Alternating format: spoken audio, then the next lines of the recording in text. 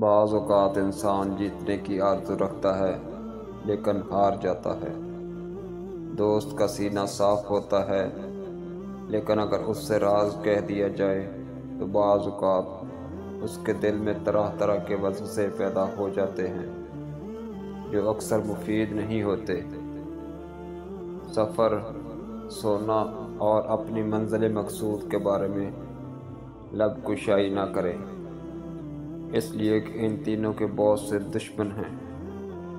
اگر اپنا راز کسی ایک سے کہہ دیا تو پھر وہ راز نہیں رہے گا۔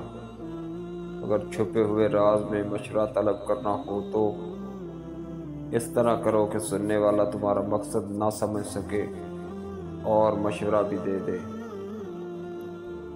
پیغمبر صلی اللہ علیہ وآلہ وسلم ایسے مشورہ کرتے کہ رائے کو کسی مثال وغیرہ سے وابستہ کر کے فرما دیتے تاکہ مخالف اس کا سر پیر نہ سمجھ سکے اور خود اس سے اپنا جواب نکال لیتے۔